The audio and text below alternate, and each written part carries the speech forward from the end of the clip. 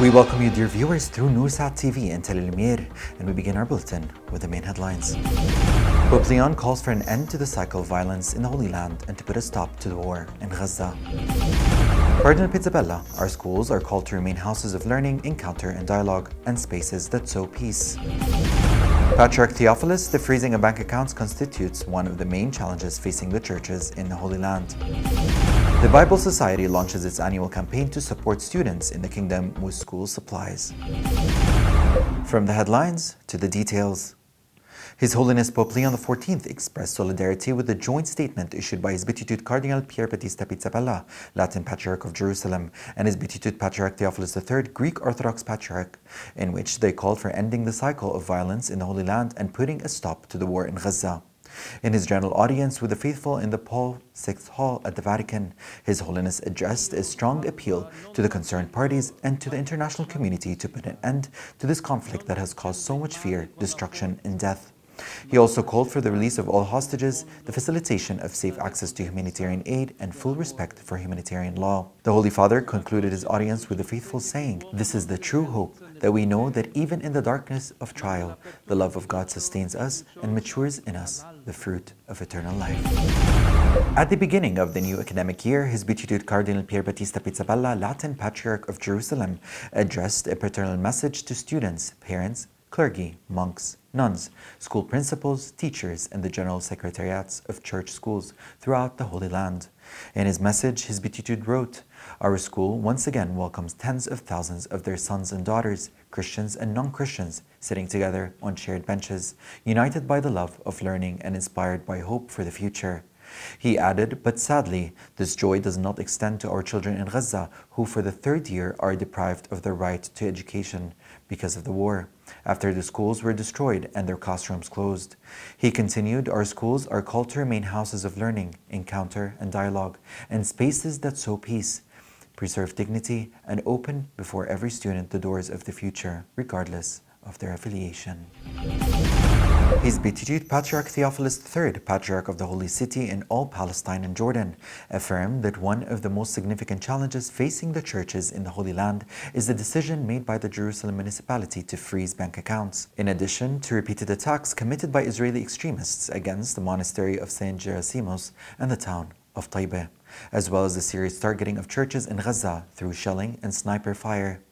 His Beatitude also expressed deep regret during his meeting with Hungarian Consul Gabor Dixkozi in Ramallah regarding the restrictions imposed on church institutions striving to deliver humanitarian aid to starving children in Gaza. He praised the importance of the Hashemite custodianship carried out by His Majesty King Abdullah II over the Islamic and Christian holy sites in the Holy Land, affirming that it is a guardianship that preserves the sanctity of the Church and guarantees the continuity of its mission. At the conclusion of the meeting, Patriarch Theophilus thanked the Hungarian Council for his country's support of the Christian presence in the Holy Land and its solidarity with the Church in her spiritual and humanitarian mission.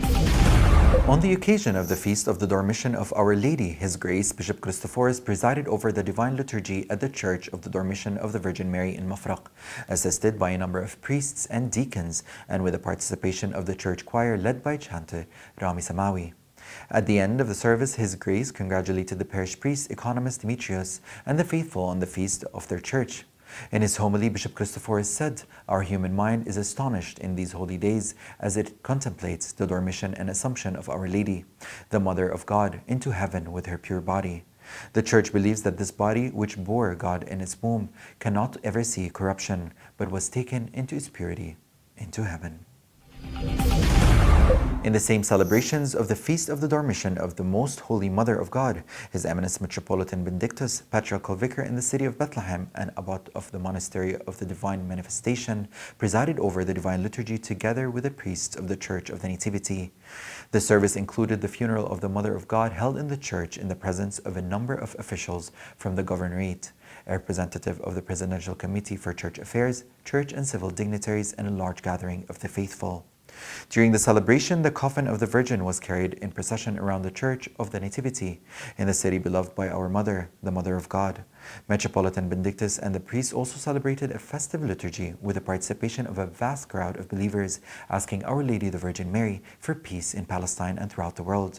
After the liturgy, all gathered in the diocesan monastery hall to exchange greetings. The Anglican Archbishop in Jerusalem, Archbishop Hussam Naoum, inaugurated the new academic year at the Ahliya and Mutran schools in Amman, where he met with the school's administrative and teaching staff and employees. In his address at the celebration, Archbishop Naoum spoke about the importance of growth, prosperity, and excellence at the school, and of its service inspired by the vision of the Diocesan Synod of the Episcopal Church and all its parishes and institutions, which work to serve humanity everywhere and to bear witness to the love of God in the world. Dr. Alice Aboud, the school principal, presented the school's vision for the new year and its plan for experimental learning. During the celebration, a group of teachers who had served the school for many years were honored in recognition of their efforts. Archbishop Naoum and Dr. Aboud also honored student Munir Shammout, who achieved a perfect score in the IB. At the conclusion of his speech, Archbishop Naoum congratulated everyone on the feast of the Dormition of the Virgin Mary. In the presence of His Excellency Bishop Iyad Atwal, Latin Bishop of Jordan, the family of the Latin Patriarchate Schools announced the launch of their new website, designed to be a modern platform that combines their educational mission and Catholic identity while highlighting the school's activities and students' achievements. The website aims to enhance communication with parents, students, and educational bodies, and to provide information in an accessible way, in addition to keeping pace with digital developments in service of the school's educational mission. The administration emphasized that this step comes as part of developing its media and technological tools, contributing to showcasing its pioneering role in education in the kingdom.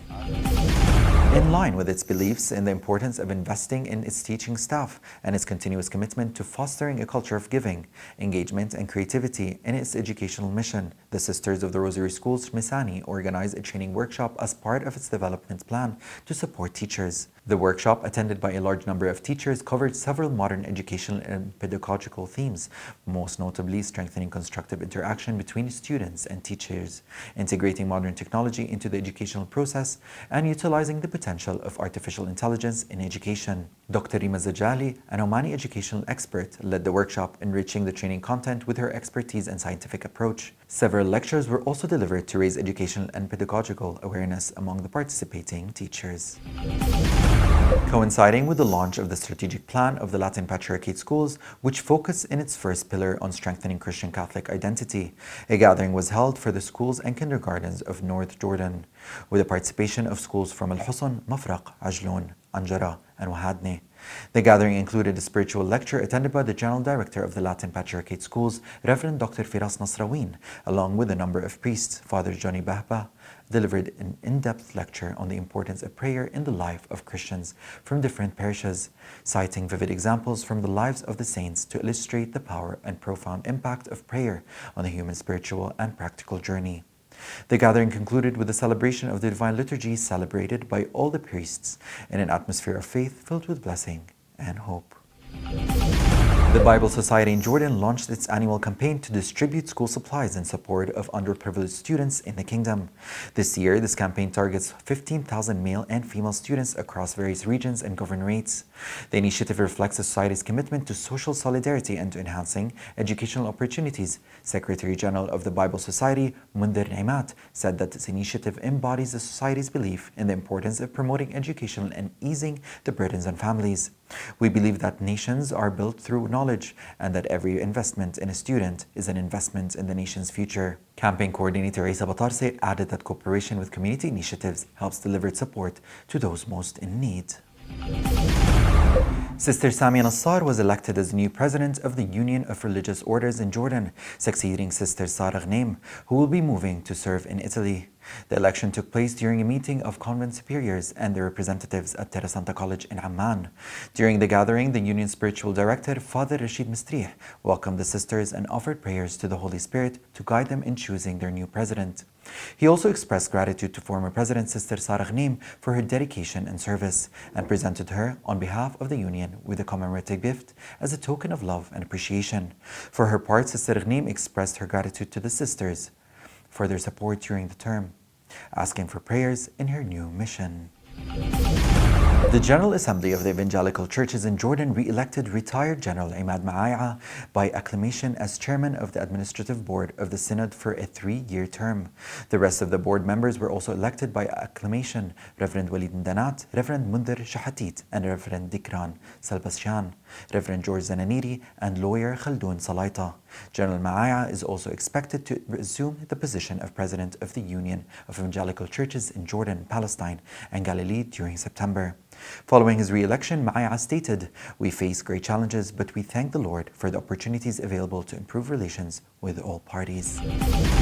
In the village of Yaqubiyya, west of Idlib in Syria, the Church of St. Anna was officially reopened under the patronage of Armenian Orthodox Archbishop of Aleppo and its environs, Bishop Maqar Ashkarian. The reopening ceremony was attended by Armenian pilgrims from Aleppo and Latakia, as well as delegations from fraternal committees in other governorates. Yaqubiyya is one of the villages with a predominantly Armenian and Latin population. In 2013, it suffered forced displacement due to the violence in the country. The village holds special significance for Christians in Syria, as its monasteries and churches were once a destination for summer youth activities, with many awaiting the season to visit the area, rich in spiritual, cultural, and social heritage. St. Anna's Church is one of the oldest historical landmarks in Syria, dating back to the early 5th century during the reign of Queen Helena. In response to the Israeli army's warning for residents to move from Gaza to the south of the Strip, the Emergency Committee of the Holy Family Latin Church in Gaza issued a statement insisting on remaining inside the church and continuing its mission to support the priests and nuns in their pastoral duties while providing services to all those who remain within the church grounds. The committee affirmed that since the beginning of the war, it has made every possible effort to serve the displaced inside the church and the surrounding community under the circumstances. The statement concluded by stressing the committee's unwavering commitment to stand with the church, its priests, nuns, and the communities sheltering within it. Dear viewers, we have reached the end of our broadcast. Before we conclude, here's a recap of the highlights covered herein. Pope Leon calls for an end to the cycle of violence in the Holy Land and to put a stop to the war in Gaza. Cardinal Pizzabella, our schools are called to remain houses of learning, encounter and dialogue, and spaces that sow peace. Patriarch Theophilus, the freezing of bank accounts constitutes one of the main challenges facing the churches in the Holy Land. The Bible Society launches its annual campaign to support students in the kingdom with school supplies. For more details, please visit our website, noursatjo.org. Thank you for watching, hope you had a pleasant time, and until we meet again.